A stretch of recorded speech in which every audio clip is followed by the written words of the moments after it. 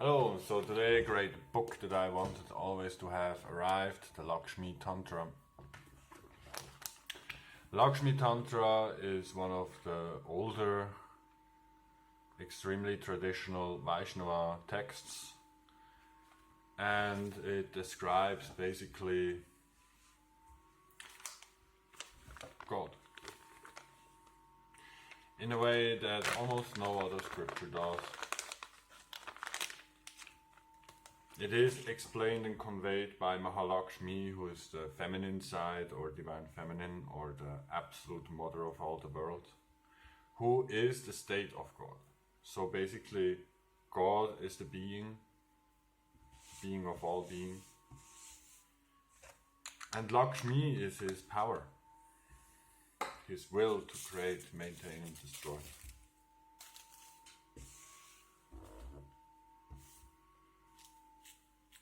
For he is absolute spirit, and she identifies in herself all the states of being. So while he is undifferentiated and pure, like a waveless ocean or a cloudless sky, he, the eternal Vasudeva, she, Mahalakshmi, she assumes all the different states, from the highest Shaktis and energies, down to the gods and angels and the living beings.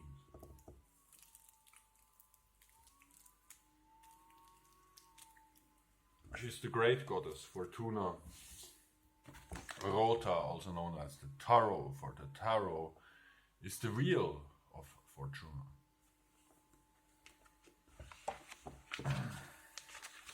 And although the Brahman, the absolute Vasudeva, is one, he manifests twofold as Lakshmi Narayana.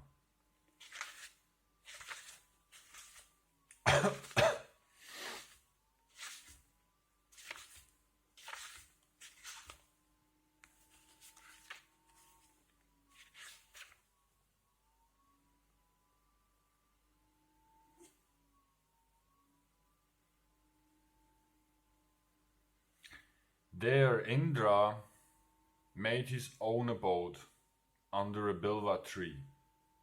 He did divine penance by standing motionless as a piece of wood on only one foot, observing silence and subsisting on air alone. With hands, gaze and face turned upwards to the sky, he practiced self-discipline. In this way he did severe penance for 2000 divine years. When it was time for his final breath, indicating the end of penance, that goddess who manifests herself on a lotus and who is Vishnu's queen appeared before him smiling. Indra was overwhelmed with amazement on seeing her, the supreme goddess and mother of the universe, standing before him. In confusion, Indra made his obeisances and folded his hands together. Whereafter, with songs of praise, the avenger of Paka delighted Shri, the goddess who first revealed herself on a lotus. The mother of the universe, gazing at him who had entrusted himself to the one supreme God and habitually performed sincere and spontaneous acts of devotion, spoke as follows. My child Indra, you have completed such exacting penance that it has moved me. Make any request, O Great One, what favor may I bestow on you? Shakra said, this very day all the penance I have done, all the self-denial and self-control I have practiced fulfilled their purpose at precisely the moment that thou of supreme power becamest visible to me. But if thou grantest me a boon, O great goddess, then reveal to me the nature of truth, which thou, O ruler of the gods, representest. By what means canst thou be fathomed? What is thy substratum? How art thou attained, O eternal one? To whom dost thou belong? And what is the nature of thy relationship to him? Furthermore, I beg thee, O mistress, to reveal to me whatsoever else concerning thee can be gleaned from various religious treatises. Delighting in him as a milk cow delights in her calf, Mahalakshmi, filled with affection, answered Indra. O noble Indra, slayer of Vritrasura, hear who I am, what my nature is, to whom I belong, and my relationship to him. Chapter 2. Pure Creation. Lakshmi said, the supreme state of God, Paramatma, realized by the wise alone, is described as devoid of misery and devoid of limitation, its essence being the experience of bliss. One soul controls another, yet another soul is master over the first, and so on, until when this chain ends at the final soul, it is called Paramatma, the end of the way of ways. That which the word I, or Aham, I, denotes is known as Atman, the self. Atman, when free from all restriction, is known as Paramatma and embraces all things sentient and insentient. All things, sentient and insentient. The eternal I, or self, denotes the being, God, Vasudeva, the great knower of the field, or Purusha. He is also known as Vishnu, the all-pervader, Vishva, the cosmos, Narayana, the supreme foundation of humanity, and Vishvarupa, the cosmic form. His I-hood, his consciousness pervades the whole universe. No single material or immaterial object exists that is not infused with this I-hood. I-hood is inherent in whatever is stamped as this, or as phenomena. He, Vishnu, is perfectly tranquil, without activity, Shanta, changeless and eternal. He is without end and free from all limitations of time, place, and so on. The source of that wide diffusion, which is called the vast expansion of divine power, or absolute spirit, is Brahman, the ultimate location of that power where consciousness is absolute and free from any reference to any object. This Brahman is like a waveless ocean of nectar, with the 6 divine godly attributes fully manifested. It is unique in the form of concentrated consciousness, quiescent and not subject to expansion or contraction. Since in this state, Brahman or Vasudeva is not differentiated from energy or Shakti, divine feminine, it is said to be non-dual or Advaita.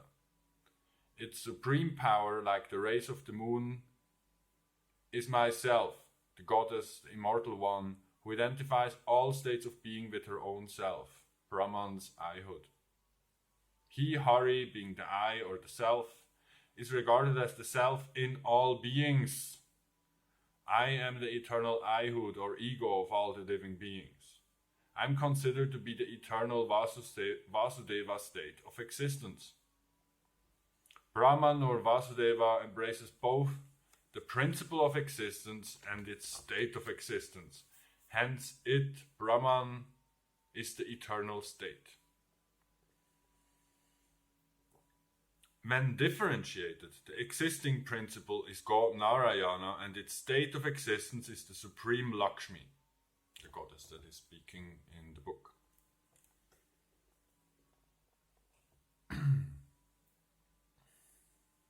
Therefore, Vasudeva, the eternal, is called Lakshmi Narayana, because the I entity is always inherent in the I-hood, or embedded in the I-hood.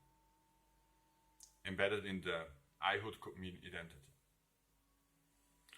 And the self, or I entity, is always recognized as the source of identity, for one cannot exist without the other, and each is invariably linked to the other. Realize that the relationship between me and the Lord is that of identity, because without identity, the I entity or self would, for want of association, be meaningless. In the same way, identity without the I entity or self would, for want of basis, lack any meaning. In this world, all objects of direct and indirect knowledge, are regarded as the principle of existence and its state of existence viewed collectively or separately. That identity, the great goddess, remains unmanifested during the time of Brahman's non-manifestation, and unfolding the cosmos within herself, she exists in Brahman. The first evidence of expansion, like the moon rising out of the ocean, is my own self, Narayana's energy, characterized by Brahman's will to create. The closing of the eyes of Vasudeva, the Supreme Self, at the time of destruction is also myself, Narayana's energy characterized by the will to sleep. Here we should also note that the individual and God here are similar in that the Self and God both are consciousness. And when you close your eyes, the world disappears. This is also why in the Bible they talk of days and nights of God. Absolute knowledge is the essence of Brahman itself, which is omniscient and untainted. The essence of identity is also knowledge, which is all-knowing and all-seeing. The absolute state of both myself and Vasudeva is identical with knowledge and consciousness. The other attributes of divine power, such as Aishwarya or will, Virya or courage, are the ever-present attributes of knowledge, whereas knowledge is reputed to be the primary expression of the self. Luminosity and transparency are knowledge's features, just as they are the characteristics of crystal. Hence it is that knowledge is the manifestation of both myself and Narayana. In referring to my own primal state of creativity, all scholars in all books of knowledge call my sovereignty Aishwarya, as the will or Icha. My aspect as the source of the universe is known as Shakti or energy. The effortlessness with which I create is known as strength. The term strength also denotes my capacity to sustain creation. Scholars regard this aspect of mine as a part of my Shakti or energy.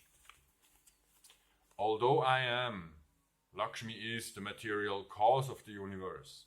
Virya or changelessness is her permanent attribute. When milk turns into curd, it immediately changes its nature. But although I, Lakshmi, evolve into worldly phenomena, just as milk changes into curd, these changes of mine have no permanence. Hence, discerners of truth hold that Virya means immutability. Virya means also virility and valor, which is a component of Aishwarya or will. My capacity to accomplish all things without any aid is called by the enlightened my sixth attribute called splendor or tejas, light or fire. Some define tejas also as the power to subjugate all enemies. Yet other scholars of truth regard this attribute as a component of will or Aishwarya. These then are the 5 attributes directly flowing out of knowledge: will, energy, strength, courage, and splendor. All 6 of these divine attributes together constitute my manifestation of the 6 attributes.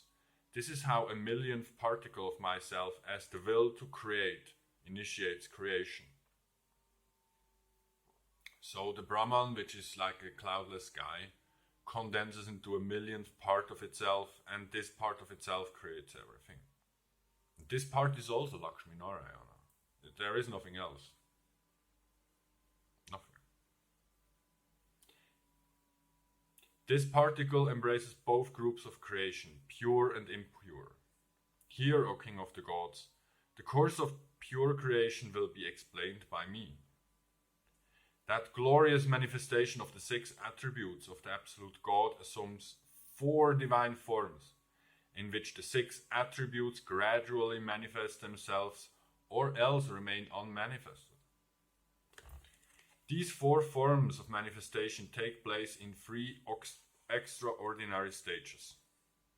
When the presence of attributes is assumed, or when the divine attributes are not yet discernible, when the attributes are in course of becoming discernible and manifest, and finally when the divine attributes are fully manifested. Through permutation and combination of the 3 pairs of the 6 attributes, knowledge, willpower, and so on, can be seen to be constituting the group of 4-fold manifestations of God, Chaturvyuha. When those 3 pair of attributes are simultaneously present in combination as well as separately, that state of mind, the inert one, is known as my 4-fold state.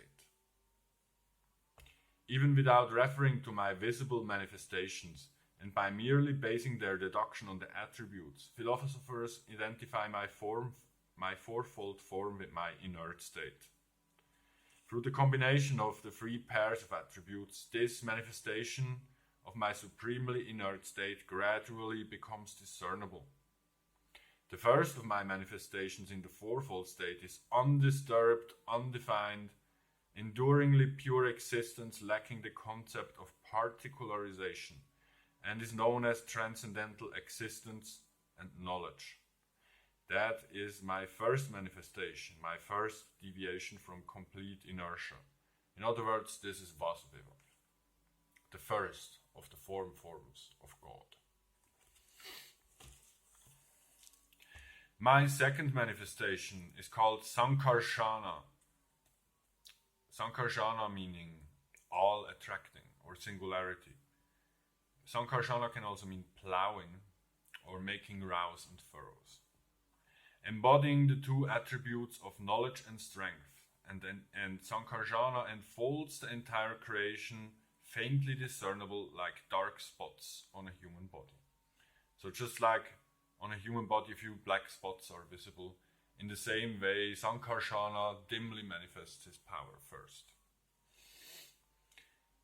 In the Sankarshana aspect of God, the wise discern a combination of knowledge and strength.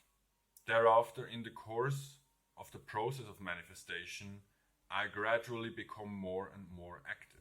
So basically like Vasudeva or God stays the same, but Shakti manifests different attributes. In Vasudeva, she first manifests all 6 attributes internally, but in complete equilibrium. All the 6 are equally manifested. Sankarshana also has all 6 attributes, but he outwardly projects knowledge and strength.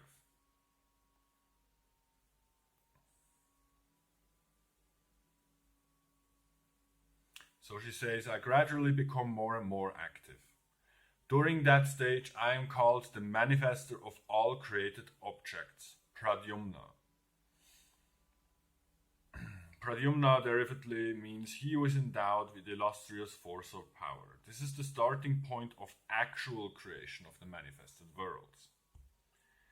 So this is Pradyumna, in which form I manifest the pair of attributes known as Aishvarya and Virya, willpower and courage. And when through the impetus gained from activity, I am swayed by the will to act, the learn call me Aniruddha, ungovernable, uncontrollable. Aniruddha here says, or the irresistible, is conceived as the sustainer of the created universe. So Pradyumna is the creator, Aniruddha is the sustainer, and Sankarshana absorbs again the universe. These consecutive and gradual states of mind are described as deep sleep, Sankarshana, dream or Pradyumna, and waking or Aniruddha. In the course of manifestation, the 3 attributes of knowledge, willpower, and energy, or feeling, known as my innate attributes, are generally referred to as my 3 differentiations. On the other hand, the 3 attributes known as strength, courage, and splendor, Bala, Virya, and Tejas, are divine attributes auxiliary to knowledge, willpower, and energy, and they are defined as the eradication of imperfections such as fatigue, cowardice, and the like. Hence, my states are of two types, the inert and the active. So knowledge, willpower, and energy are static, and and strength, courage, and splendor are the active. My manifestation in creation is only another facet of my existence, which evolves no duality in the same way as waves surging up in the ocean remain the same kind of water. Generally speaking, the form of my manifestation is determined by the particular pair of attributes required for the fulfillment of my function. Hence, knowledge in combination with strength is named God Sankarshana. Willpower and courage constitutes Pradyumna, and Aniruddha represents energy in combination with splendor. Whereas in my initial state, the undifferentiated complex of the six attributes is identified with the absolute entity Brahman or Vasudeva. Just as the same actor may appear in several roles, displaying differences in dress, plot, etc., revealing various traits of character such as persuasiveness, magnanimity, cruelty, valor. So because of my urge to benefit the worlds and by virtue of the attributes of knowledge, power, and so on, I assume the forms of Sankarshana, Pradyumna, Aniruddha, yet retain my single entity. My motive of doing this is to aid the living beings involved in the cycle of destruction, creation, and maintenance by helping them to become acquainted with, by deepening their study of, and by assisting them to harvest the fruits of religious instructions through Sankarshana, Pradyumna, and Aniruddha. My own fourfold state includes my four forms: Turiya, consciousness, sleep, dream, waking states of existence. The divine manifestation or Vaibhava of the omniscient God originating with Padmanabha has innumerable forms. The various manifestations of Aniruddha, the last of these four forms of God, are revealed in the Sattvata Tantra. Not Sattvata Samhita. The Sattvata Tantra is another text. The Arca manifestations, or the icons in the temples of Vishnu, of those whose mind have been purified by God himself, are also described in the Sattvata Samhita. Through the influence of mantras and their presiding deities related to the performance of nyasa, such images also embody the six divine attributes. They are all included in my four Vyuha states, starting with my para state and ending with my Arca incarnations. So para state is the Brahman, the highest. Brahman, again here, is not Brahma. Brahma is simply the creator of this universe and is a small, minuscule aspect of Pradyumna, or Pradyumna's power. Chapter 3. The three phenomenal gunas, or attributes. Shri said, I am Narayani, possessed of eternal, flawless, infinite, and beneficial attributes. Verily, Vishnu's supreme being. I am regarded as exempt from limitations of space, time, or form. Samvit, or consciousness, alone is the essence of my being, whereas Aishvarya, knowledge, and so on, are my attributes or gunas. Now I will describe my limited manifestation comprising of Vijnana, Aishvarya, and Shakti. In accordance with my sovereign incapable power and will, when I, the inscrutable, become manifest and active, my form voluntarily undergoes a mutation or evolution within the essential triad of knowledge, willpower, and energy. Just as the transparent juice of sugarcane assumes the form of molasses, so does transparent knowledge evolve into sattva. Similarly, Aishvarya or willpower evolves into rajas, activity, and energy devolves into tamas, or darkness. O chakra, these three primordial and phenomenal attributes are called the complex of the three gunas, trigunya. These are the three alchemistical principles. During the creation, this trigunya changes into a state where activity or rajas predominates. During sustenance of creation, it is dominated by sattva, and at the time of dissolution, it is dominated by tamas, darkness. Though I am essentially consciousness, primordial and all-pervasive, O Purandara, I adopt as my basis the phenomenal attributes or gunas in order to undertake creation, maintenance and dissolution of the universe. Although I am attributeless, I alone voluntarily preside over these gunas and turn the wheel of creation, maintenance and destruction. Indra asked, why dost thou manifest thyself in these two distinct courses of the pure and the impure creation, involving the three pairs of attributes of knowledge, willpower and energy? I salute thee, lotus-born goddess. I ask this question, please answer me. Lakshmi said, my divine power is sovereign or Aishwarya, so my will is the sole cause of all of creation. This point even the wise fail to grasp, yet learn from me who will explain this truth. I am ever evolving both as Lord and subordinate. Narayana is the supreme Lord of all, and I am his lordhood. O Purandara, that which is subordinate is known as a combination of consciousness and unconsciousness. Absolute consciousness determines the state of the enjoyer, the witness. The non-conscious state covers the things enjoyed.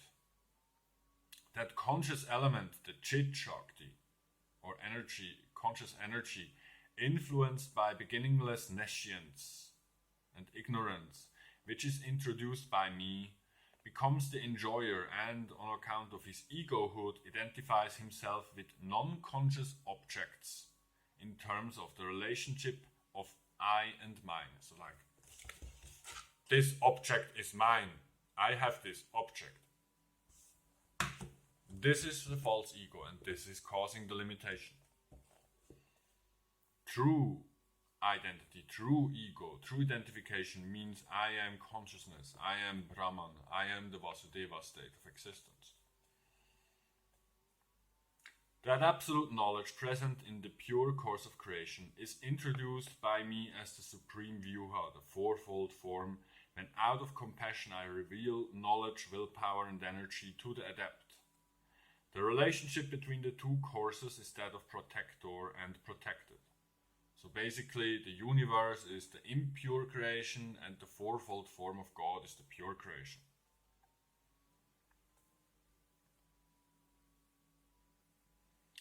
The pure course of creation protects, whereas the other, the impure, is protected. This concludes my explanation. What else do you want to hear?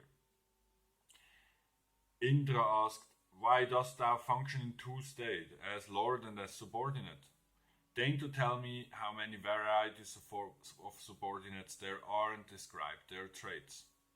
This distinction, Lakshmi said, of ruler and ruled over cannot be related to my own or Narayana's essential nature. The eternal God and myself do not really possess the aspects of Isha or Ishatavya. Subordinates are of two types, distinguished as conscious and non-conscious. Consciousness here is the enjoyer and assumes the forms of conscious beings. Non-consciousness becomes objects of enjoyment and is of three types. The learned call that non-conscious objects are my third state of expansion. I voluntarily divide myself into these two energies, conscious and non-conscious, to represent my two everlasting aspects. So non-conscious means matter. The conscious Shakti or energy is flawless and pure, consisting of consciousness and bliss. Influenced by beginningless nescience, it travels unendingly through many lives and deaths. Although the non-conscious energy is insentient, impure and evolving and the embodiment of the three gunas, yet I voluntarily manifest myself as such. Just as a blazing fire of its own accord produces smoke, so do I, though in a sense pure consciousness, assume non-consciousness as a mode of existence. Although beyond being affected by misconception or even distortion through word, I voluntarily manifest myself in the non-conscious state.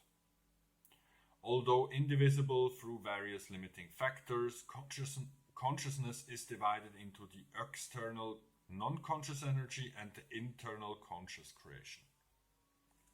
Such limitations are imposed by my own divine sovereign will, and I am subordinate to no one.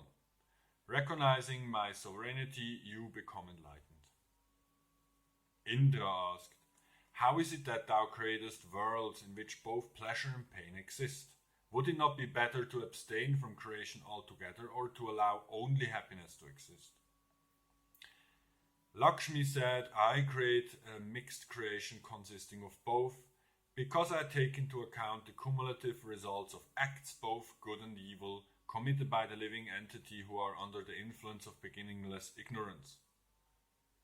Indra said, O goddess born out of the Milky Way, if thou art obliged to create both pleasure and pain on account of karma, then where is thy freedom of will? Lakshmi said, this karma or action is regarded as my instrument in fulfilling my creative function. The dependence of a creator on use of an instrument does not impair his freedom of will. Pure and independent as I am subordinate to no one. I divide myself voluntarily as the performer of a deed, the object of performance, and the deed itself. You should not search for a reason for my doing this. My playfulness is the sole reason. Therefore be calm. Indra said, be that as it may, O goddess, if thou hast such free hand in creation, then deign to explain the process of creation. O lotus-born, I salute thee.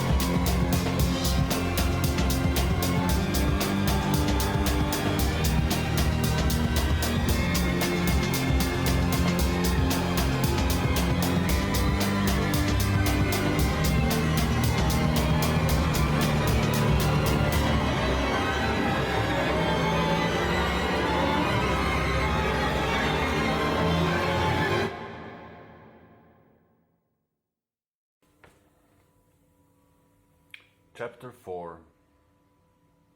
The Vyuhas and their Shaktis. Lakshmi said, "In essence, I consist of consciousness and matchless bliss like pure space. I am Narayani, Hari's state of existence, and my nature resembles his. My essence being consciousness, I am neither inert nor active, nor an intermediary state between the two. I represent the nature particular to Hari, the all-pervasive Vishnu, who is the soul of all and has the same character as myself. His form is undifferentiated, homogeneous and inscrutable, unthinkable, and I, also undifferentiated, am of his form and possess perfect tranquility. From time to time, a billionth part of ourselves, composed of consciousness, stirs into activity. That particle, which is known as the urge to create, is in the form of I will create according to my liking, whereupon I, with that particle of myself, instantaneously evolve into pure creation. As the brilliance of a diamond shines forth in all directions, so does my pure course of creative activity diffuse its rays in every direction.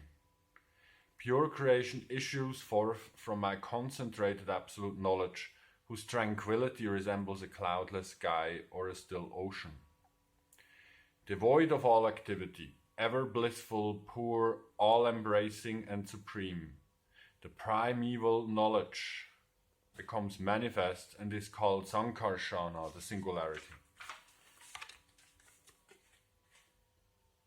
Aishvarya, or the divine attribute of willpower, is my sovereign power to create the universe without dependence on any factor outside of myself.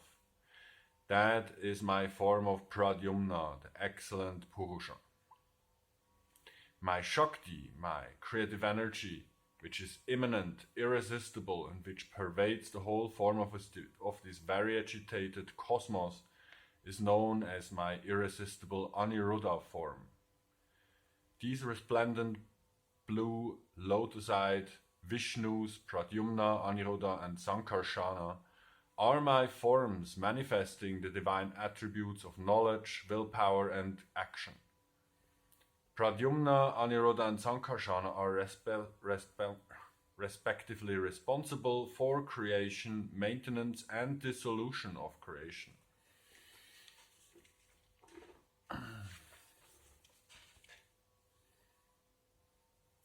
My primordial form, when the urge to create the universe first stirs in me, is Vasudeva, who may be compared to an absolutely waveless ocean or to a cloudless sky. The manifestation of all 6 of my divine attributes, knowledge, energy, strength, will, courage, and light in equal proportion, is called Vasudeva. Vasudeva simply being the actual form of Vishnu that usually people worship, who holds the discus and the conch shell and the mace. When of these attributes only knowledge and strength are manifested outward, I am Sankarshana, who supports the entire creation without aid. This here refers to Ananta Shesha, the infinity serpent, being a small aspect of Sankarshana, just as Shiva is also an aspect of Sankarshana. He manifests himself dimly like black marks faintly discerned on human bodies. So in the same way he manifests himself in the absolute void as singularities. Hence in Vedanta literature he is named strength or Sankarshana. My manifestation of courage and willpower is Pradyumna, Cupid. Since courage signifies immutability, he, Pradyumna, is changeless. My manifestation of energy and light is known as Aniruddha, the irresistible one, the irresistible Vishnu. Tejas or light means absolute sovereignty and irresistibility. The sacred literatures, like a clap of thunder, issues forth from Sankarshana, who is knowledge. Here in the creation of this universe, Aniruddha is verily the creator. Pradyumna sustains what the former has created, and the creation thus protected by him is devoured by Sankarshana. These three gods function with spontaneous acts of benevolence through the acts of creation, maintenance, and dissolution in accordance with sacred texts, religious duties or dharma, and the fruits of those acts. Though each god manifests only one particular attribute or aspect, yet all the 6 divine attributes are vested in all 3 of them, so that in fact they stand on the same footing as the eternal Vasudeva. Their major and minor limbs and intelligence, etc., are not phenomenal. Their bodies containing the divine 6-fold attributes are divine and eternal. Indra, Lord of Heaven, it is erroneous to think that there is any essential difference between these manifestations. In order to stress the particular activity associated with each, such differentiations are envisaged by scriptures. Willpower is not different from knowledge. And again, action or Shakti is not different from willpower. These, O Indra, are my forms envisaged to focus on meditation. First, there is only the substance of reality itself. Then comes the state of being. Next, there is the object created. And last of all, there is activity. All created beings pass through these 4 consecutive states. I voluntarily divide myself into 4 as Vasudeva, Sankarshana, Pradyumna, and Aniruddha, but continue to infuse all forms of God with my consciousness or samvid. In each form, the gods Vasudeva and the others in turn again divide themselves into 3 forms, into Keshava, Narayana, Govinda, etc. These are the Vyuhantaras, so called by the Pancharatra, and these 12 gods or eons are engaged in conducting the activities involved in creation. These projections and manifestations, such as Padmanabha and Keshava, are the Vibhava evolution of Hari as Aniruddha, so they all manifest forth of the 4th Vishnu, Aniruddha. Through omnipresent, yet they assume these manifold forms for the benefits of the world. So all the avatars, they also come from Aniruddha. God's image, or arka, is conceived by himself or by various deities, sages, manes, or demigods for favoring the worlds, and are his arka form, consisting of pure knowledge. So by using the mantras to install the deity, the knowledge of Vasudeva himself exists in those, and hence his own consciousness. Thus I have briefly explained the pure course of creation. Now listen as I describe the other course of creation containing the 3 gunas or attributes of phenomenal existence, namely mind, the senses, and the objects perceived. The pure knowledge described to you earlier evolves into sattva. Aishvarya evolves into raja, and Shakti evolves into tamoguna. In the process of evolution, rajas plays the leading role, whilst sattva and tamas stand by as auxiliaries. As I have already stated, 1/1000th of a millionth part of myself is again divided, and using 1/1000th of a millionth part of that fraction, I herewith create the universe. At the very beginning of Saguna creation, I, Mahalakshmi, the great goddess vested with the 3 gunas, focusing my creative urge upon Rajaguna, start creating and emanating. In order to promote the welfare of the worlds, Mahalakshmi, who is beautifully formed, manifests with herself as the substratum, two divine states of being Agni and Soma, fire and nectar, characterized as man and woman. She has 4 arms, large eyes, a complexion like refined gold, and she holds a citron fruit, a club, a shield, and a vessel containing nectar or amrita. That is myself, famed as the exquisitely limbed Lakshmi, also known as Mahashri, Chanda, Chandi, and Chandika. I am also called Bhadra Kali, Bhadra, Kali, Durga, Maheshwari, and Triguna. And since I am the wife of Bhagavat, the Holy One, I am also known as Bhagavati, the Holy One. These many more are considered to be my names caused by the various modifications of my original state, and I shall describe them in full. I am called Mahalakshmi because I am characterized all over at the universe as merit and demerit, as completed and yet to be completed, and also because I am respected as the highest or Mahat. In my aspect as the ultimate resort of the noble Mahat, I am called Mahashri. As the wife of Chanda, I am Chandi, and being of a fierce nature, I am Chandika. In my aspect of being beneficial, I am Bhadra. When I encourage goodness, I am Kali, which is also my name when I destroy the hostile. As I simultaneously regulate the conduct of both friends and enemies by good or bad means respectively, I am renowned as Bhadra Kali. Furthermore, I am called Maya or magic power of inscrutable qualities. As I am great and all-pervading, I am called Mahamaya. Since I bewitch all, I am called Mohini.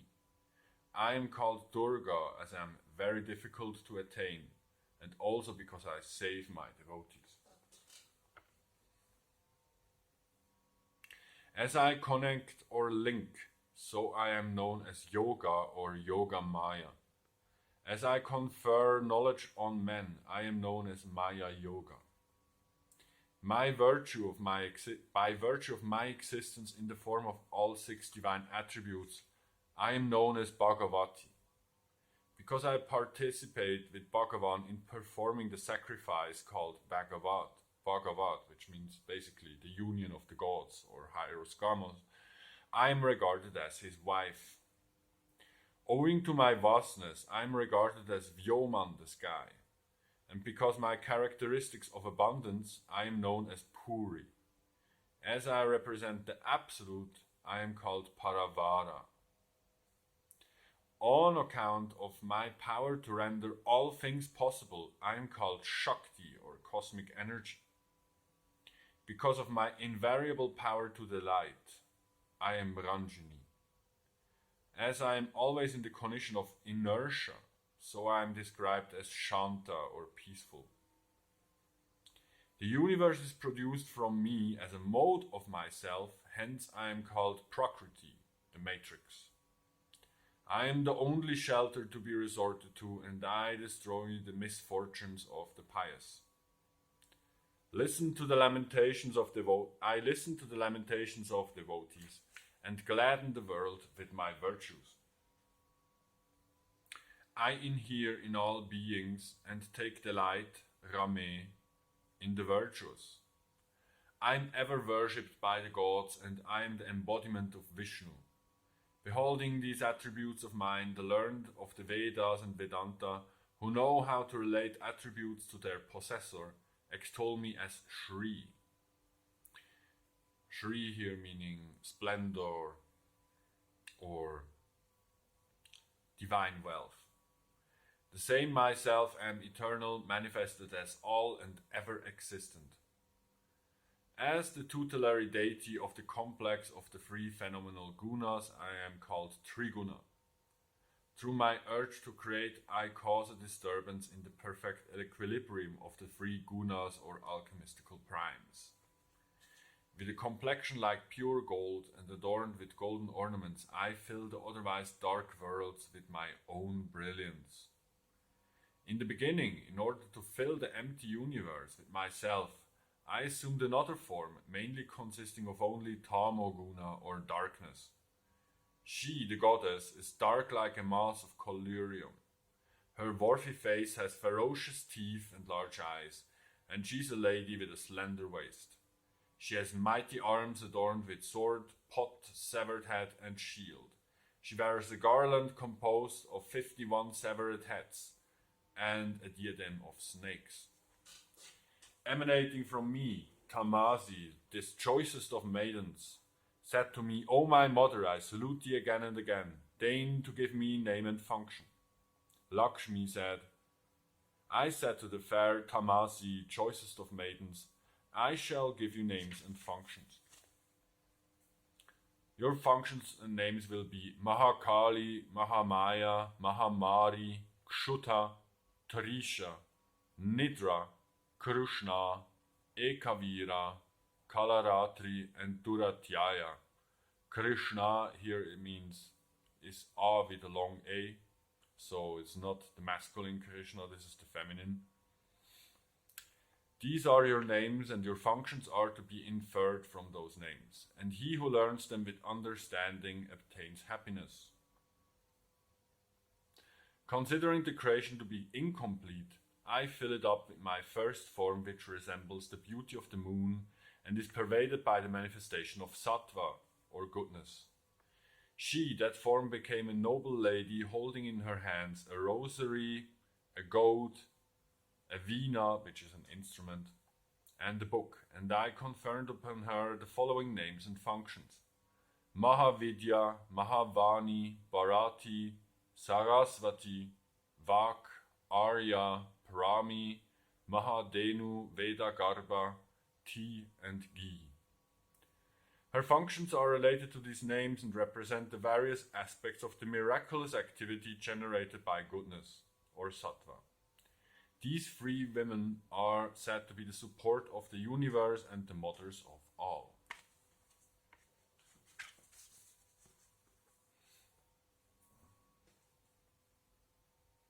Chapter 5.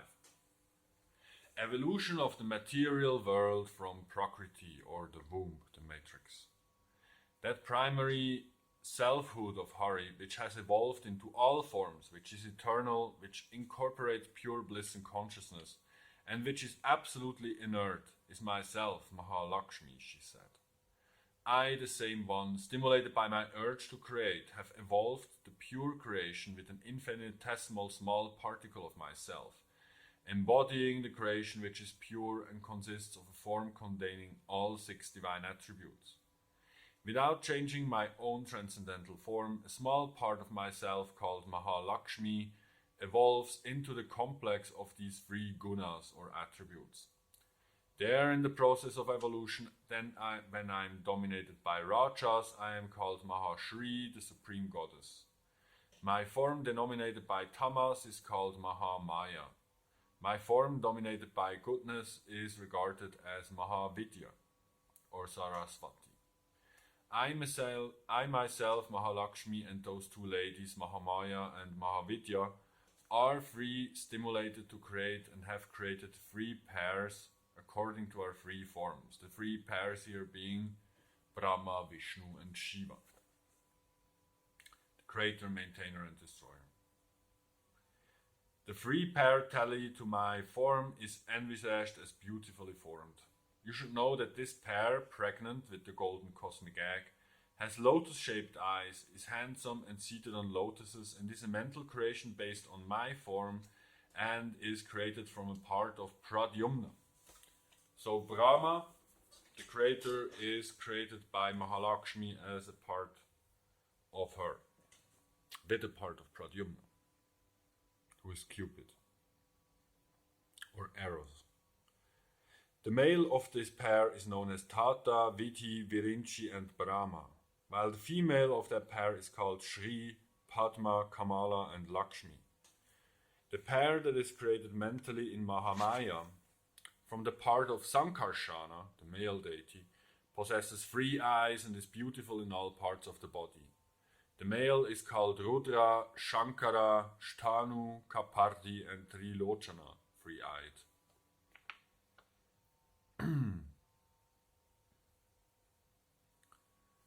So, and the female part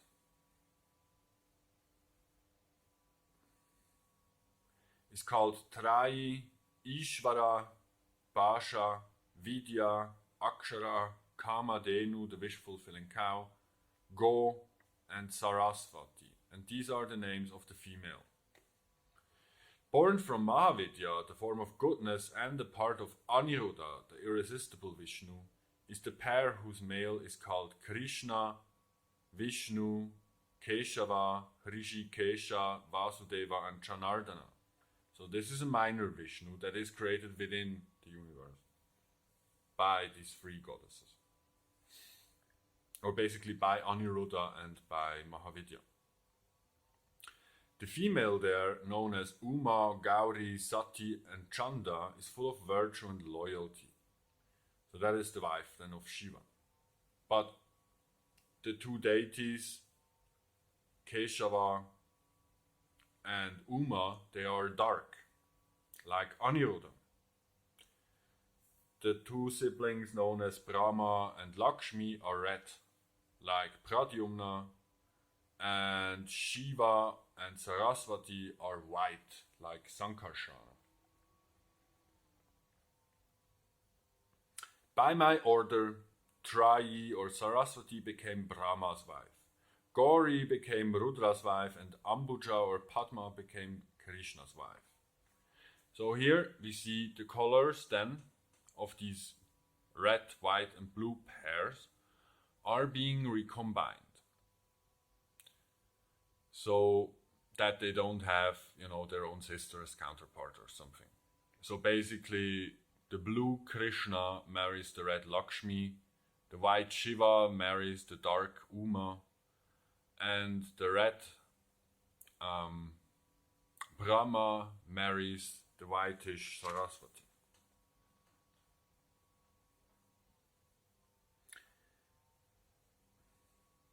These 3 pairs.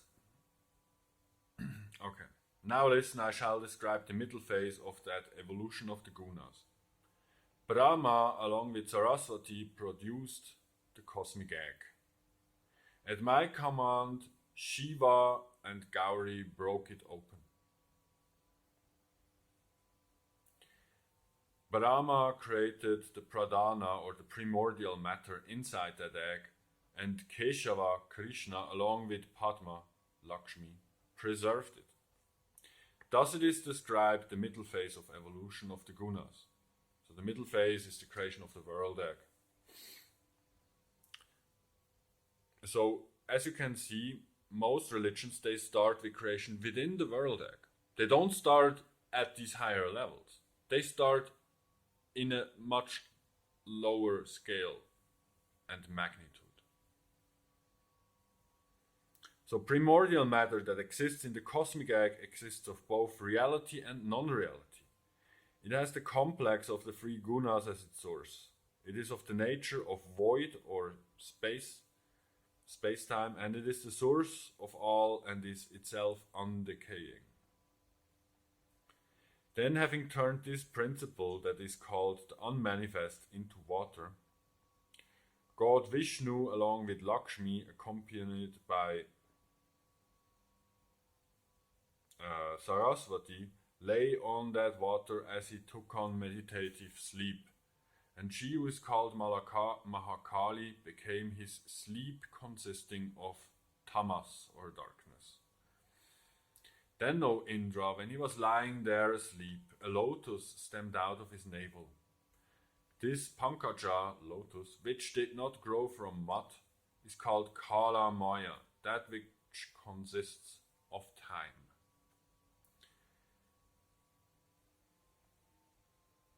So this is also called the great chakra or wheel of time. Indra said, both the realities, the conscious and the non-conscious, have been described. The sentient is said to consist of consciousness, the insentient of the complex of these 3 attributes. How is finite time to be conceived? Finite time is a component of the non-conscious and is regarded as comprising the finite three gunas or attributes. During cosmic evolution, the triad of strength, courage, and splendor, previously described amongst the 6 divine attributes, evolve into time. That triad itself is changeless, whereas only its aspect of the 3 gunas evolves. The pair of time and its effect, kala and kalya, is said to be non-conscious. That time, consisting of me, acts as an instrument used by my goddess or my Shakti Mahashri to create the diversity of objects. Emerging from that lotus, which consists of time eternal, sprouts from Vishnu's lotus navel, holding the Vedas and accompanied by Saraswati, the mighty Brahma, appeared, who formerly emanated from Lakshmi and is called Hiranyagarbha. Trayi, Saraswati, is the woman who emanated from Mahakali. Thus this pair, Brahma and Trayi, were born out of the lotus from Vishnu's navel. These 3, composed of this lotus and the pair arising from it, compose, as ancient sevens described, evolving principle called Mahat, consisting of tamas and characterized by Mahathut, by this primordial matter. These 3 aspects are the lotus, representing the life principle or breath, the male representing Hiranyagarbha or the cosmic egg, the cosmic sun, and the female representing intelligence or buddhi. The quality of the life principle is spanda or vibration. That of buddhi is adyavasya or decisive thinking. The quality of Brahma is twofold, namely dharma and adharma, religion and irreligion. The qualities of dharma are merit, knowledge, renunciation, and aishvarya or sovereignty. The qualities opposed to these are irreligion, demerit, ignorance, attachment, and limitation. To benefit my own creation, I stimulated the cosmic principle by penetrating it. When so stimulated, the ego principle evolved out of the prima materia. The wife of aforesaid Shiva, Gauri, who emanated from Mahamaya, evolved into egohood. Penetrating this ahamkara or egohood, I caused it to evolve further. Under the influence of the 3 gunas, this ego, became then threefold. The dark aspect of it is called the source of the elements, Bhutadi. Now listen to its description. The potential element or tanmatra of sound was evolved out of Bhutadi, and sound emerged from that tanmatra or sound potential. The touch potential arose out of the sound element when stimulated by me. The touch element evolved out of touch potential. From that touch element, the form potential arose. From that, when stimulated by me, appeared the element of primeval form and light, followed by the liquid potential or rasa. This liquid potential, when stimulated by me, produced the element of liquid, from which emanated the smell potential or gandha, which in turn, when stimulated by me, produced the element of pure smell. This is the classification of elements. These matras or potentials are the subtle elements. The others are gross elements. The manifested qualities of sattva guna, of goodness, passion, and ignorance, namely tranquility, movement, and ignorance, are absent in the subtle elements. That is why subtle elements are regarded as possessing the qualities of these tanmatras or potentials. The others are therefore said to possess grossness, since they cause pleasure and pain. The gross elements are said to have each 3 states: the subtle, Uh,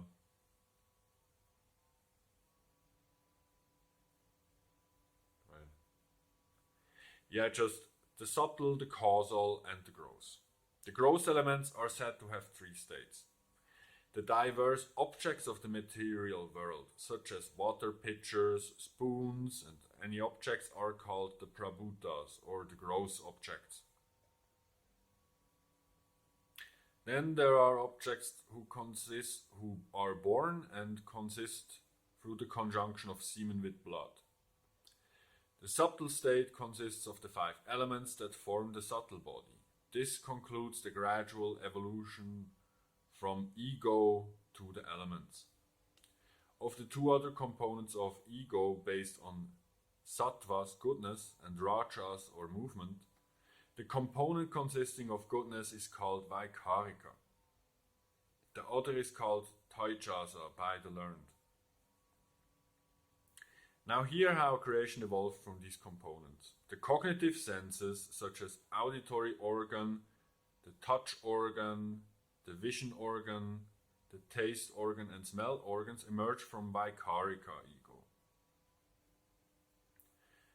The conative senses, such as the organs of speech, the organs of haptic sense, the organ of locomotion, the organ of sexual reproduction and excretion, they evolve from rajas and taijasa ahamkara of the second type of ego. Mind, or manas, which is a combination of cognitive and conative senses, emanates from both vaikharika and taijasa. The organs of audition, of touch, sight, taste, and the fifth organ, smell, are called the five cognitive senses, and their inherent energy, or buddhindriya, or jnana shakti, is myself, Mahalakshmi. Here we have to also say that the subtle body is being fed and sustained by the information gathered from the senses. It is also depleted by actions.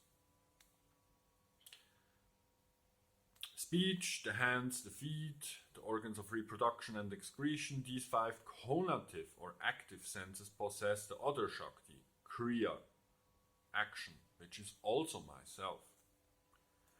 My own energy of knowledge, descending through the successive stages of evolution, directs the cognitive senses towards their relevant objects. My own action energy, Kriya Shakti, descending through the successive stages of elements, directs the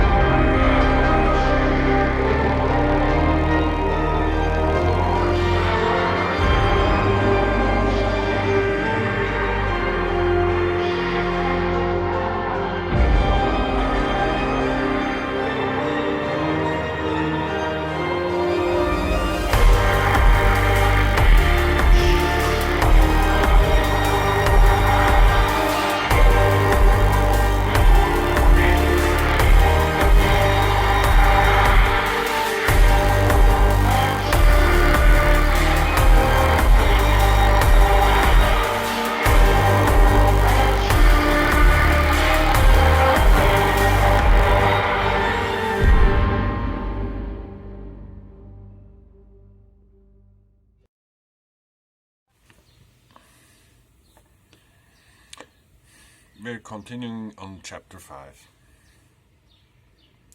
The cognitive senses, consisting of the auditory organs and so on, are called adhyatma. Since the 5 senses of audition and so on emanate from the sattva component of space, air, fire, water and earth, these 5 organs of audition are said to be belonging to their respective elements. Sound is the object of the organ of speech, and speech is said to be its function. That which is held is the object of the organ of holding, and holding is its function. Destination is the object of the organ of movement, and moving is its function. Pleasant things are the objects of the reproductive organ, and enjoyment is its function. What is excreted is the object of the organ of excretion, and excretion is its function. The 4 organs of holding and so on relate to 5 different objects. Agni, which means fire, Indra, Vishnu, Prajapati and Mitra are considered by the wise to be their respective presiding deities. So Agni is the master of speech, Indra of holding, Vishnu of destination and movement, Prajapati of sexual organs and Mitra of excretion. Those 5, namely sound and so on, that are regarded as the objects of speech are known as adibhuta, and the senses of speech and so on are called adhyatma. Manas, the mind, on the other hand, functions as the auxiliary sense in both groups of the 5 senses.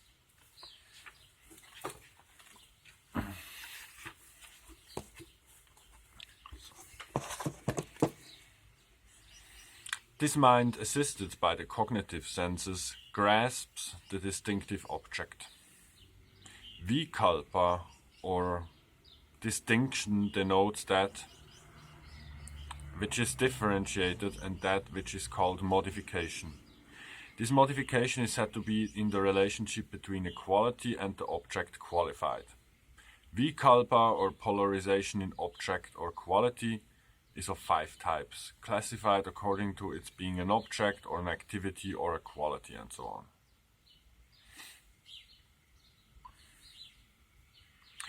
The elimination of indifference is samkalpa, or decision, will, which is known as udyoga or preparation, and with the ego relates to both groups of senses. In the group of cognitive senses, ego is identical with abhimana. Abhimana means personality. So the persona is a function of the ego. The awareness of the knower in relating to time and place itself is called abhimana. An object is always cognized as today this appears before me. In the group of the cognitive senses, on the other hand, ego operates as samramba, or the impulse to act.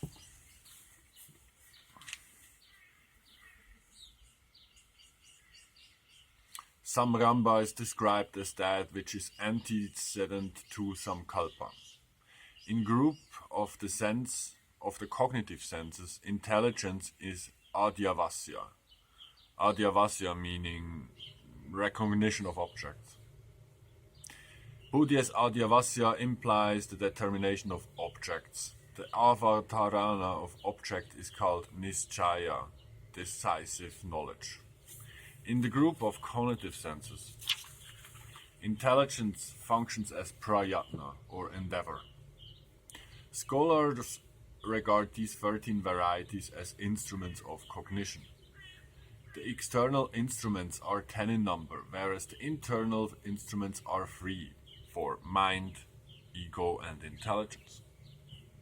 These 23 are called vikaras, or effects. The 10 external instruments and the 3 subtle instruments produced from the gross effects of ahamkara's components of vaikarika and taijasa constitute the cosmic subtle body, which is called viraja. Viraja here again means the cosmos, as it has emanated from Purusha. For in the Purusha hymn it is said that Purusha creates Viraj, the cosmos, and then again he turns or incarnates into Viraj. Viraj is sometimes also identified with Lord Brahma and Purusha with Vishnu. So these 23 resulting categories, starting from Mahat and intelligence and ending with Vishesha, mutually assist each other in creating the cosmic egg.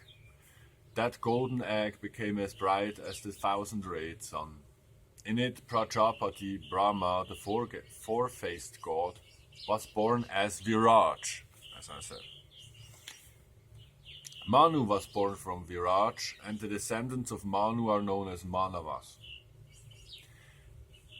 This world, consisting of both movable and immovables, has originated from them, headed by Marichi.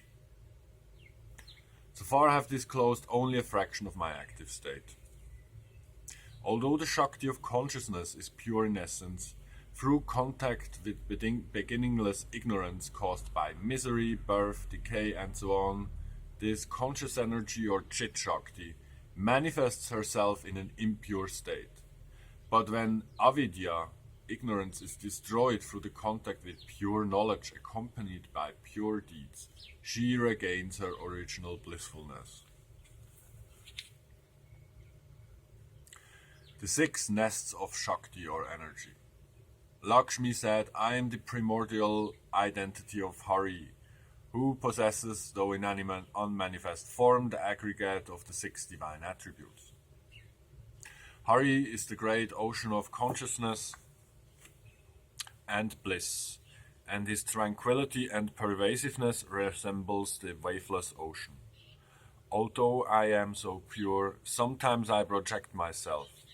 Then I, Vishnu's absolute essence, the goddess Shakti, consisting of reality and consciousness, and distinguished by my urge to create, evolve into the states of the 6 koshas or nests, namely Shakti or energy, Maya or magic, Prashruti or the womb, Prakriti or the matrix consisting of the 3 gunas, Brahmanda, the cosmic egg, and Jivadeha, the body of the living being.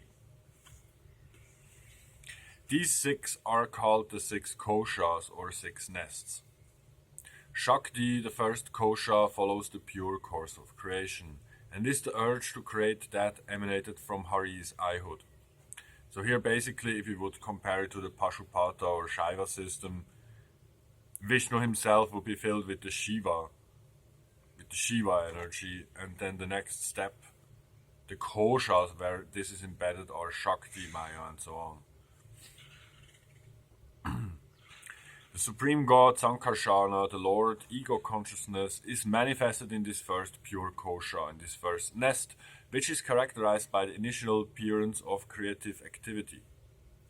In him all effects created things lie dormant and indistinct, like faint marks on a human body. The goddess consisting of his Ihood or identity is myself, called the Absolute Sankarshini. Known as Shri, I possess the divine attributes of Vijnana and Bala, knowledge and strength. My further emanation from her is called Pradyumna. Divine Pradyumna, the Supreme Purusha, Purushottama, exists as the intelligence of divine Sankarshana, who is manifest in Shakti Kosha. There in him all the enjoyers and their objects of enjoyment lie dormant. So in Pradyumna, all the subjects and objects lay dormant.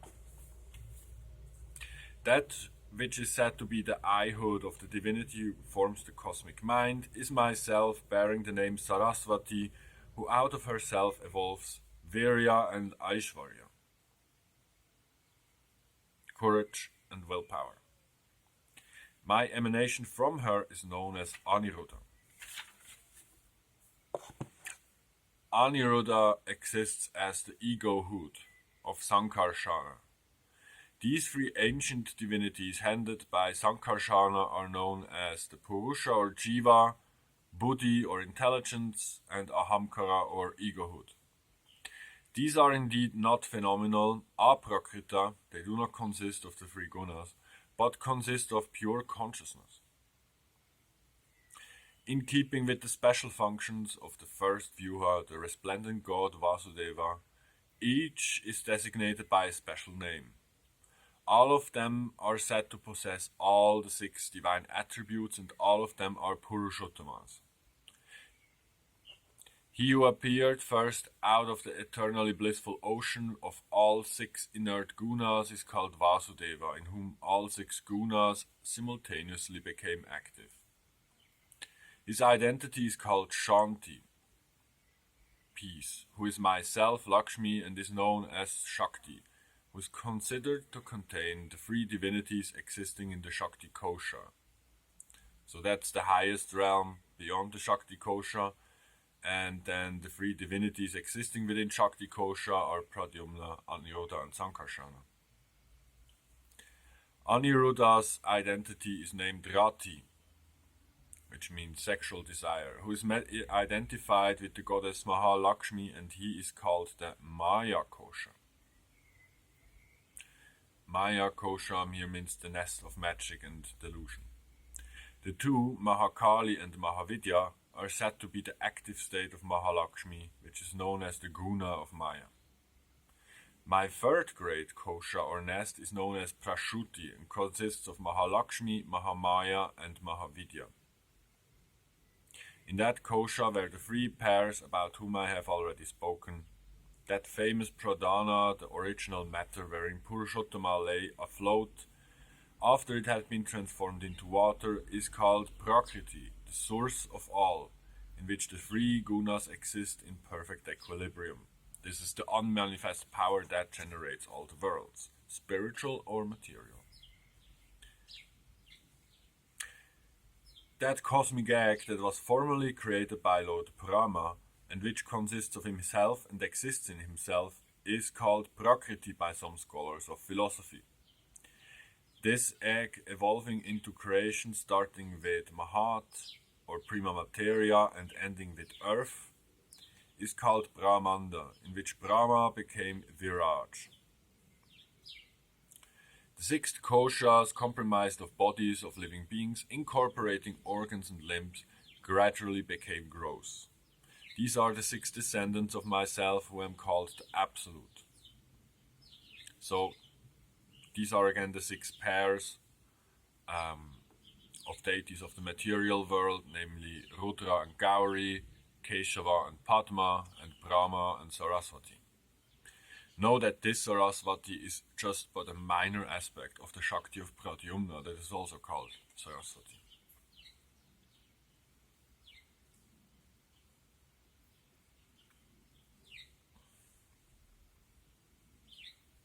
In the first kosha, God exists himself in all 3 types of identity. In the other 5 koshas, the living beings, which are manifestations of God, exist in diverse forms. These suffer different fates resulting from deeds classified as good or bad. But the 3 divine goddesses and the pairs emanating from them and their incarnations in the egg are created to share my sovereignty and are not affected by the results of their deeds. The bodies of both gods and goddesses are not products of Prakriti or the matrix. They are not influenced by the 3 gunas. In the 5 other koshas, living beings manifest themselves on different levels of existence, starting from the celestial gods and ending with the immovables, the plants, and so on, and proceed from life to life, affected by their deeds. Having destroyed the effects of their deeds through intense righteousness, living beings gain abundant knowledge, and yoga redeems their sins, whereafter they start ascending the kosha step by step and never fall downwards.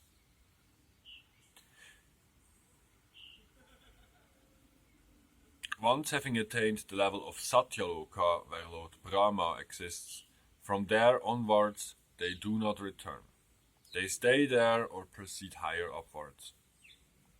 Indra said, O goddess, who appearest from the milky ocean, wife of the god Padmanabha, I prostrate myself before thee, who art lotus-born. Deign to explain who a living being is. Lakshmi said, The primordial absolute identity of Vishnu is myself, and I am the transcendental supreme goddess. O celestial Indra, it is held that I, the above mentioned, have 4 states. One of these states is that of Pramata, the knower. Next is that of the Antakarana, or inner sense. The 3rd state is that of the external senses, and the 4th state is the state of the created objects. Pramata is said to consist of the sentient and is said to be a finite state of mind. Though I am not limited by place, time and so on, yet out of my own free will I voluntarily impose limitations on myself without, however, abandoning my true nature. The first limitation that occurs in this way is called pramata. Just as this universe is enclosed within me, who am consciousness, so also is it enclosed within the knower in the same way as a hill is enclosed in a mirror.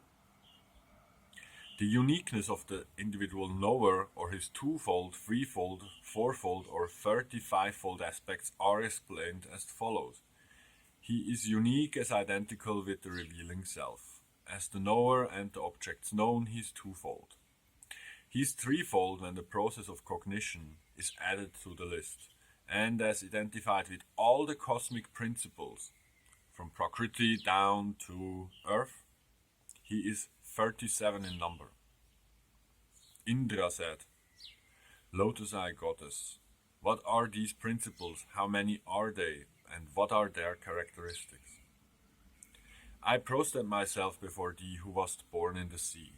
Since I ask, deign to answer me. Shri said, the elements classified according to their gross and subtle forms number 10. The senses also number 10 when divided into cognitive and conative groups. Conative here means active organs. The inner senses are 3 in number.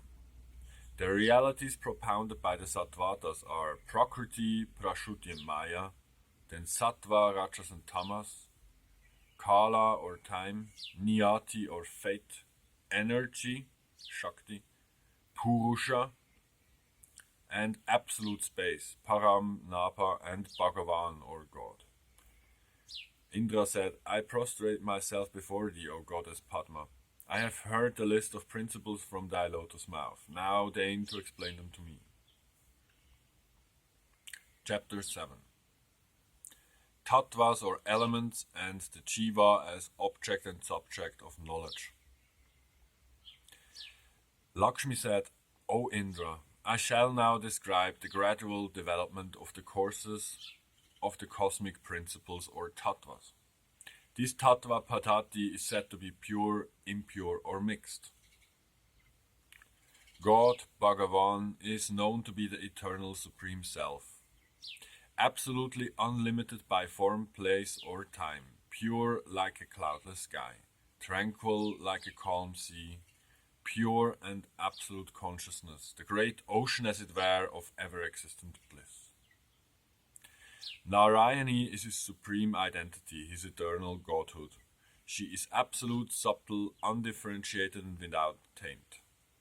When as it were in the great ocean of the 6 divine attributes, knowledge, energy, strength, majesty, valor, splendor and willpower simultaneously enter the active state, that primary state consists of both the essence of existence and the state of existence, and is depicted in 2 ways. The essence of existence is Vasudeva, and his state of existence is his Vasudevahood, Vasudevata, which is called Shanti, peace, and is identified with me, the eternal goddess. I've already explained the Vyuhas such as Sankarsana along with their Ihood. So Sankarsana has Shri or Sankarshini as his Ihood or identity. Pradyumna has Saraswati as his identity. And Aniruddha has Rati as his identity. These 3 Vyuhas together with that which is the aggregate of all the 4 Vyuhas, Lord Vasudeva, these 4 indicated by the term Bhagavat, are the sublimest reality unrelated to other principles. The sky is the great firmament, Paramavyoma. It is called the great space or Parama Akasha, where God Vishnu, the eternal supreme self, divided himself in two and sports with me, Rama. That space where all the 6 divine attributes become active is called the supreme void. Purusha is inherent in the aggregate of enjoyers, Bhokta, and is omniscient and omnipresent. All the eternal jivas or living beings issue forth from a particle of him, the Purusha. At the time of dissolution, the beings who are identified with their deeds become reabsorbed in this great Purusha.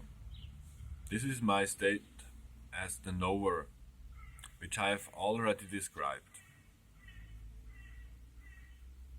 Mahalakshmi is the name the learned accord to the essence of energy or Shakti. Destiny is Mahavidya and Kali is time. The 3 gunas, goodness, passion and ignorance, have already been mentioned. Goodness is regarded as happiness, as being transparent, conducive to knowledge and light. Rajas or passion is regarded as misery, full of movement, red and active. Tamas is said to be deluding, heavy, gross, black and repressive. O Vasava, I have already revealed Maya, Prasuti and Prakruti, which are the 3 fundamental sources of the material world. The elements or Bhutani are 10 in numbers, and the senses are 13. Earlier these 23 tattvas were clearly explained. The aforesaid knower, Purusha, who is my limited state, is pure consciousness. Illuminated by his inner consciousness, he exists like a mirror. Now listen with concentration to the knower's 4 states of existence. The first is when the cognizer exists as void, shunya maya, unrelated, as when a person is unconscious. Next, when in the state of deep sleep, the knower is said to exist in the form of prana or vital air, breath.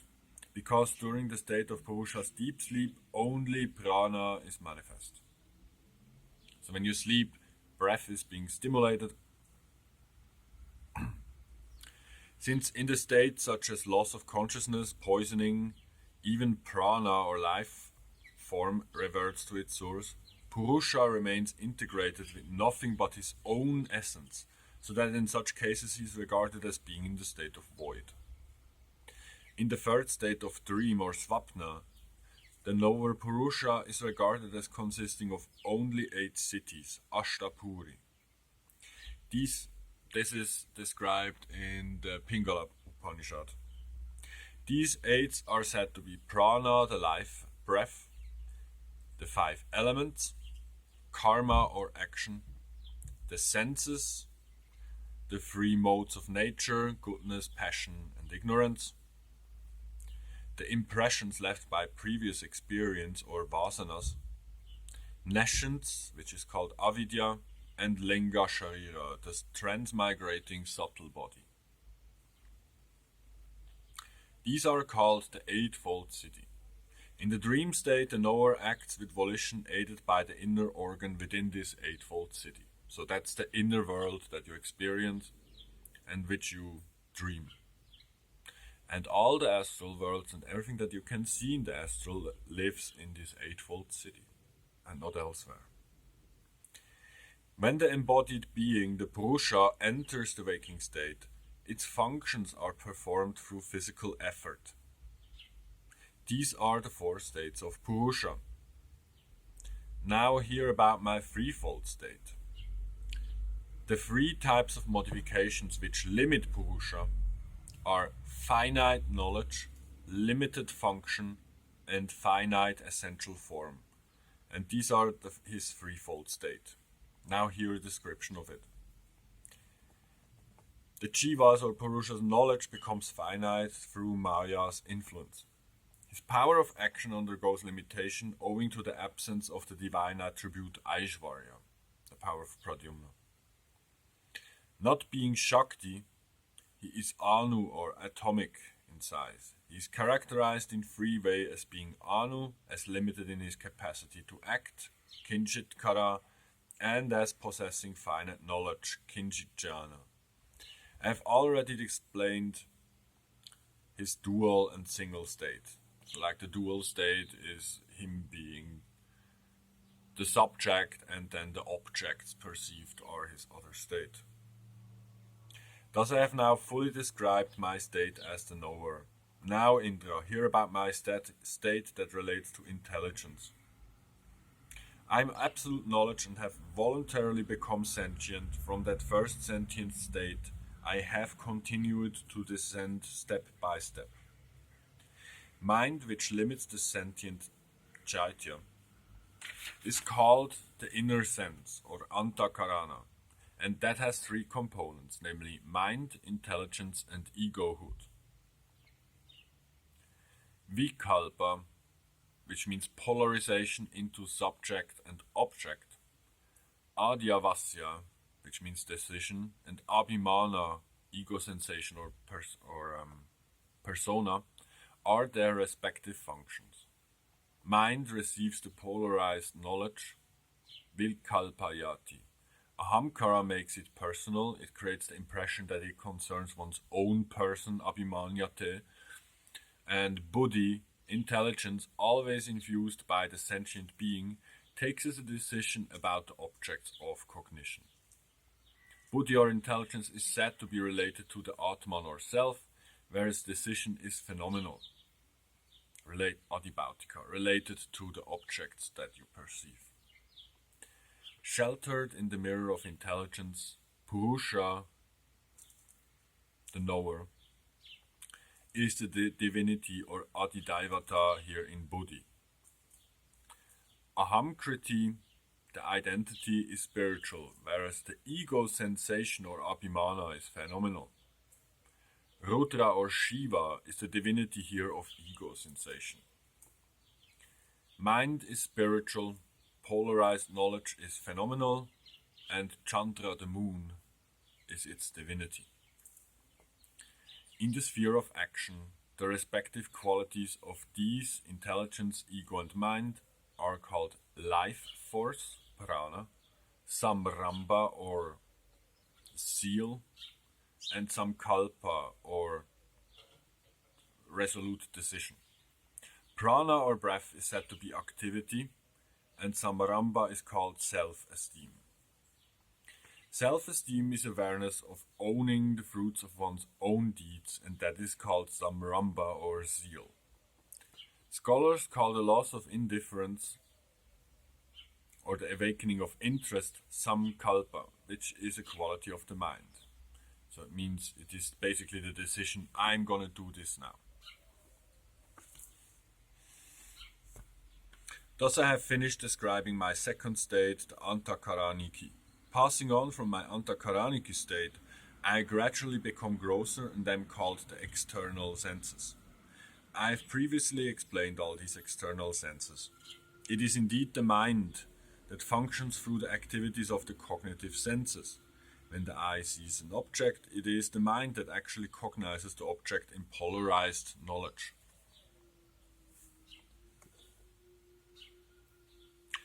Then ahamkara or ego relates the object of polarized visual knowledge to the self, whereas intelligence, having classified it, presents it to Purusha, the self. The reverse course is considered to take place in the functioning of the action senses, because acts such as speak and so on take place only after the functioning of some kalpa, decision and so on. All the particulars about these, such as classification of adhyatma, have been discussed here before. This completes the description of my third state as inherent in the external senses. Now hear me describe my fourth state as the objects of cognition. Objects are of two kinds, those that are external and those that are internal. Example of external objects are blue, yellow, touch, pain, and so on, whereas pleasure, pain, and so on. Oh, sorry. External objects are blue, yellow colors and all these things, whereas pleasure, pain are internal objects. In these four states I become gross. Owing to the influence of polarization into subject and object in the perceiver's own mind, although I am perceived, I am not recognized. When guided by virtuous preceptors in the course of keen speculation, the intelligent clearly recognize me as manifest in all objects, and thus the whole range of created objects is dissolved when I manifest myself as absolute complete consciousness, pure and purer than anything else, and am known as the instrument. And becoming still more transparent, I manifest myself in the knower as consisting of pure consciousness, the Purusha. After having realized me in both my descending and ascending state, the devotee whose mind is fixed upon me and whose existence is dedicated to me attains my own transcendental status.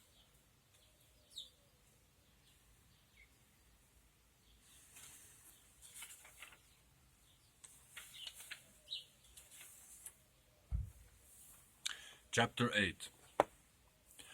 The avatars of Lakshmi in the 6 sheets, or 6 nests. Indra said, I salute thee, lotus-born, who was born of the ocean. I salute thee, who abidest in the lotus and art the wife of Narayana. O Padma, deign to describe fully to me who requests thee all thy forms of thy descents in the 5 nests which have been mentioned. Deign, O eternal omniscient goddess, to tell me what objects they possess, what their characteristics are, how many they are, and what their essential nature is. Lakshmi said, Brahman is Narayana, the single, void, pure, and flawless one, devoid of any disturbance, undefinable, without vibration. Again, consciousness is without vibration. It is Shakti, energy, that has vibration. Consciousness is a mirror. All you New Agers don't understand that yet. You must understand that consciousness has no vibration, does not change its nature, is eternal, is infinite, cognitive, and bliss.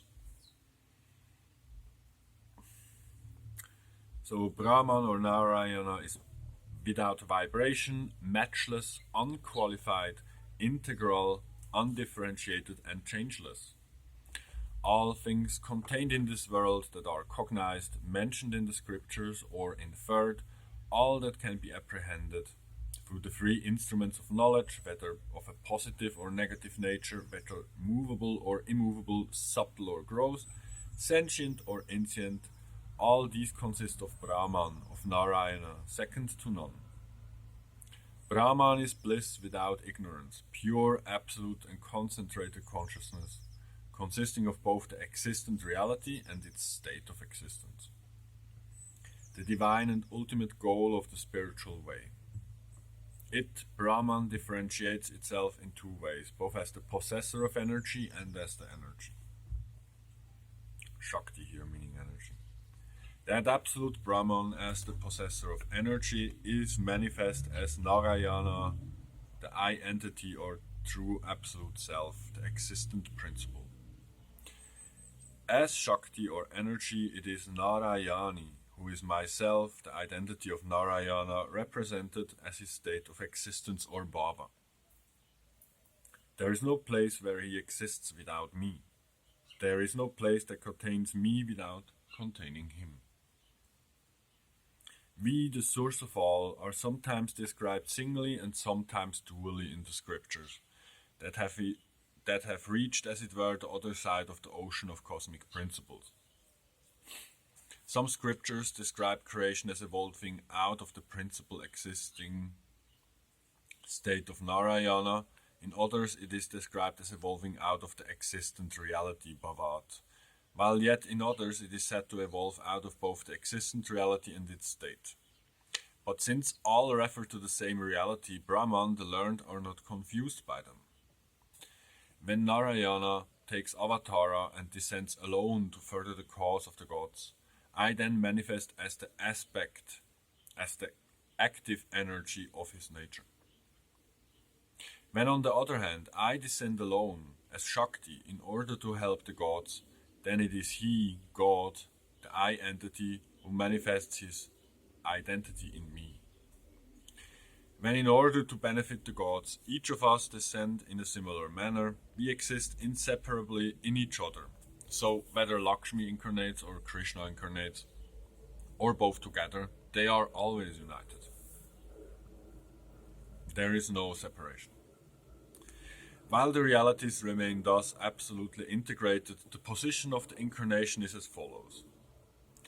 Aniruddha is the eternal, omnipresent divine being, the supreme deity who emerged from Mahavidya. I then emanated out of myself, Mahalakshmi, and am called Kamala. This divine couple are considered to be the parents of the universe. In the incarnation as Padmanabha, neither of them has been born of parents.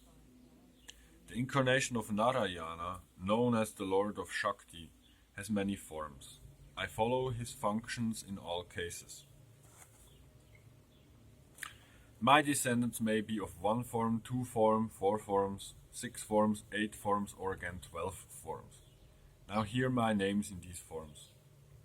Bearing the name Shri, I, the Fair One, sit on the lap of two-armed God Narayana, or Krishna.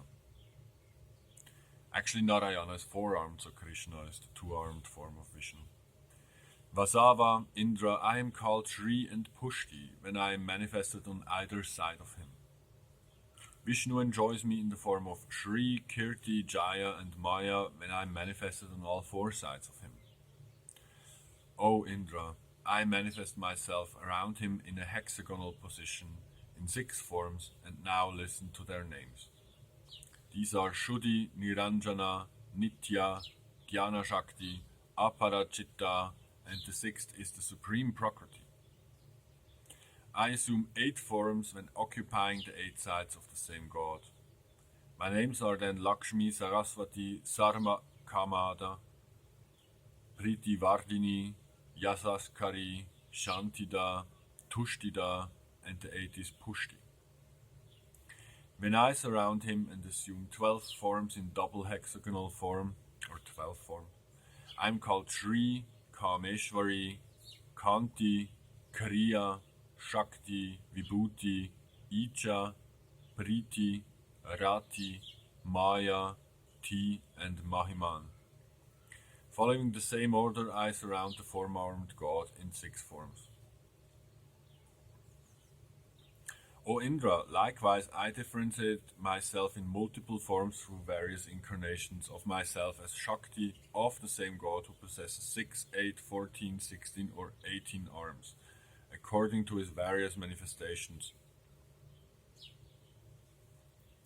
I surround the incarnation of Vishnu called Sindhu Sai, this means Padmanabha who sits on the ocean, Sindhu is ocean, in 4 forms. These different forms are Lakshmi, Nidra or sleep, Priti or love, and Vidya or knowledge. When Vishnu incarnates as Shripati, the husband of Shri, I, named Shri, occupy his left side.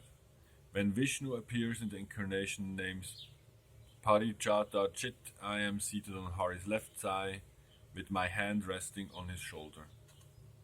Assuming the form of a ship, I follow in Vishnu's wake when he appears in the auspicious incarnation of Minatara, namely the Matsya form, the fish or whale form. The Trivikrama appearance is considered to be Vishnu's supreme manifestation, and then I flow out of his feet as the delightful river Ganga. I occupy the 4 sides of Hari in 4 forms when he is incarnated as Ananta Sayana, who sleeps on Lord Shesha. And then I am called Lakshmi, Chinta, Nidra and Pushti. In this way I appear jointly with each of his incarnations in the cosmic egg. When the incarnation in the cosmic egg appears singly, then too I appear there in the same way, but separately cooperating in their specific functions. When Vishnu descends as Varaha the boar, who is famous in the Vedas, I too appear separately and am called Bu, the earth. When he appears as the ancient incarnation of Vishnu called Dharma, at that time I, Lakshmi, become the famous Bhargavi. At the time of the incarnation of Dattatreya, who has the three heads of Brahma, Vishnu, Shiva, the son of Atri, I emerge from the lake to be enjoyed by him. At the time of the holy incarnation of Vishnu called Vamana, I, Padma, appear and am known as the name Padma. When Vishnu descends as Rama, the son of Brigu, I then become the earth, Dharani, the unborn Shakti. At the time of God's descendant as holy Rama, the son of Dasaratha, from the field in which Janaka performs his sacrifice, I spring out of the furrow made by his plough, and am named Sita, the illustrious destroyer of Dasanana. When at Mathura, Vishnu will descend in four forms as Balarama, Krishna, Pradyumna, and Aniruddha, I too shall manifest myself in four forms called Revati, the wife of Balarama, Rukmini, the wife of Krishna, Rati, the wife of Pradyumna, and Usha, the wife of Aniruddha. In God's other incarnation as the enchanting Buddha, I am called Tara, the star, and also known as Dahara.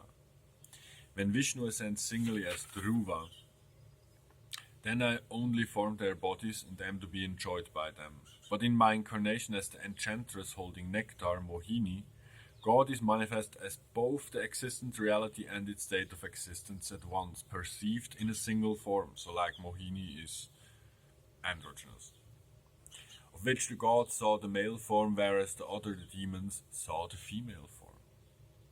Thus I have explained my marvelous incarnations either in my conjunction with God or singly. Now, Lord of Gods, hear from me about my exclusive